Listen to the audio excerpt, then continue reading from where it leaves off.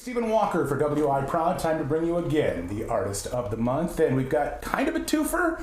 A tattoo artist in town that's making big name for himself, and also a hip-hop artist that's doing the same, making a name for himself. You might know him by Greg Stanton, you might know him by Guest Pre. Either way, he is the May 2025 Artist of the Month for WI Proud. Thanks for joining me today, man. Absolutely. We've known each other for a minute. Yeah, it's been a little bit. Long time. Yeah.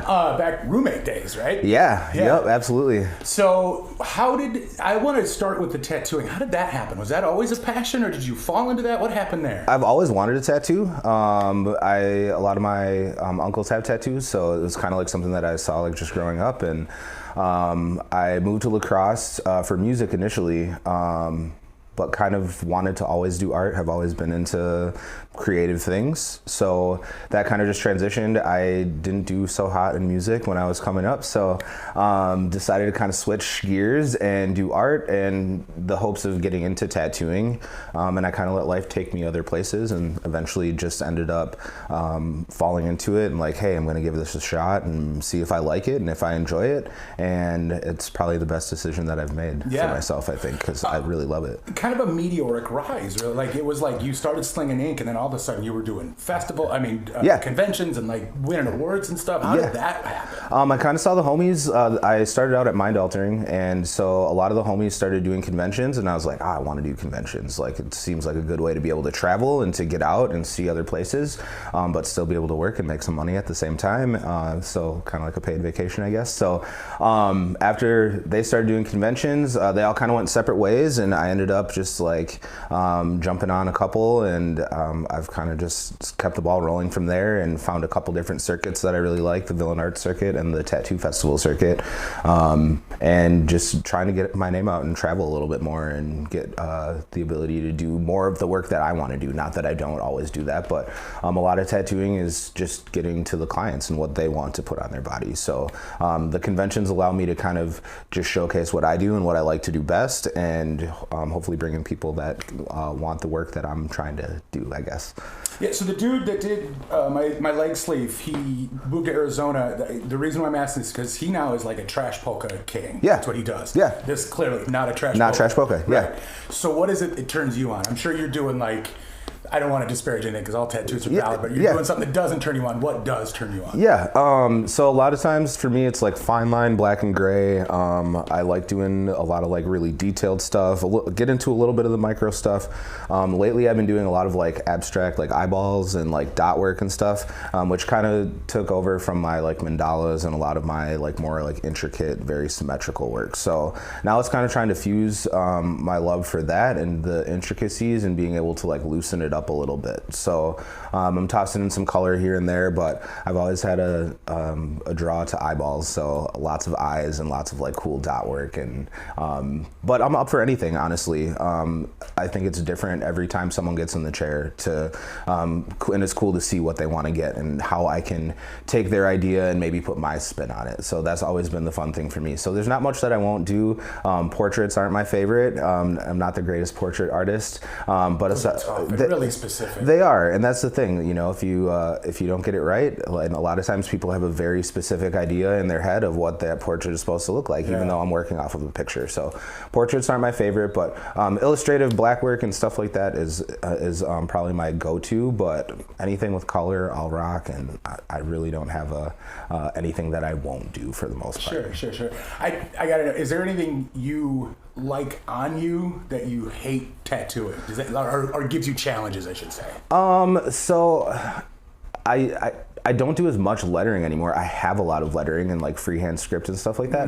I haven't done it, not that I haven't done a ton of it. I've done a lot of lettering in I think I've been tattooing 7 years now. So in the last like 7 years, I've done a lot of lettering, but it's something that I just, I don't really do as much of anymore. So I do, like I said, a lot more like just fine line lettering if I'm going to do that, or like fine line florals and stuff, but just like straight up lettering and like hand draw and like big scripts and stuff. I haven't done a whole ton of that. Sure, okay. So, I've got a couple like other like sort of portraiture things on me, and same thing, like I don't do a lot of that, so I usually tend to go to someone else for that. I've tattooed myself a couple times, but I'm gonna leave the stuff that people are good at to like those people to do for sure. Right. So that's the sign of an artist too, man. Know your abilities, right? Like your boundaries. Like I can do anything and I'll try anything, but I'm probably not gonna do that as well as I will do this. Yeah, absolutely. Well, and I think that's the thing, like especially around here, we do have a lot of artists, so it's like you can definitely find an artist that's going to do the work that you want. And I'm definitely the type of artist to say, like, if somebody can do it better, they should be the one doing your tattoo. And there's more than enough people to tattoo and enough like clients coming in for all of us to eat and be successful and do the things that we want to do. So I don't. A lot of diverse talent slinging in. Crazy. Yeah, absolutely, which is so cool. And I think that's kind of, not that there hasn't been in the past, but I think there's just so many people stepping out and trying to tattoo and wanting to put their artwork on skin, that there's just a new caliber of artists that are coming up, and people who are a lot more open. And I feel like the industry in general has gotten a lot more inviting. Yep. Especially, that's what I was going to say. I'm sorry to interrupt you. Yeah, no. It's less territorial now. Absolutely. As somebody who got his first tattoos, not in town, but got his first one with coil machines. Yeah. Where like you got beat up to get them. Yeah. Yeah. Absolutely. It's far less territorial shop to shop. Yeah. It's just very inviting, and I think that's the thing. Some people can see it as like a bad thing because of how it's like sacred tattooing is kind of seen. But I think it should be accessible to everyone, and it should be something that everyone feels comfortable like walking into a shop and getting a tattoo and being able to see their artwork like realized on their skin, and by an artist that's going to be respectful to them and that's going to respect their ideas and their identities and all of that kind of stuff. Yeah, so, man. Yeah, you're absolutely right. I look at it like, what art do you hang in your house? Yeah. It's the same way you can look at your body. Absolutely, and it's going to be different, and that's, I think, the big thing for me. My job is to just apply what you want well. I'm not here to judge what you want to get. I'm not here to say that that's wrong or how you're doing it is wrong. If that's what you want on your body, that's totally up to you. My job is just to execute it the right way and in a safe and successful manner. So that's the big focus. Switching gears. Yeah. Did Andy get you back on stage, or were you doing music and then you guys kind of got together? So Andy and I have been working together for years. It kind of started when I was in Roommates. Brian and I did. We were featured on their album Mazes. Mm-hmm. We did a song called Stand Down, I think was the one that was on there. And that's Tug. Tug. So we ended up, we had been working with them. We were kind of doing like an acoustic hip hop thing with all of us, and that kind of fizzled out. I was still kind of making music. I had been in some bands and stuff like that in the scene as well.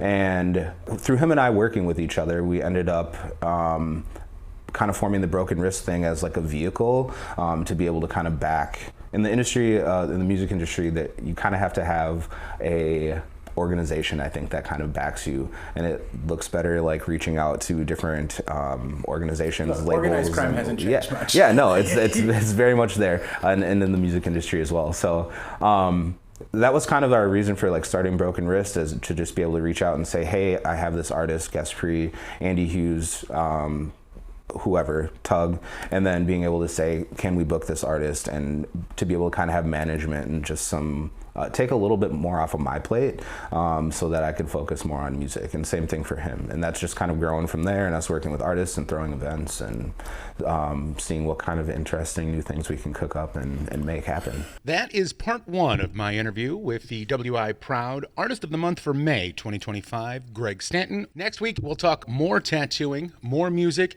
and just how special it is to live, work, and most importantly, create here in the Coulee region. That is in part two of my interview with the WI Proud Artist of the Month for May 2025, Gaspre.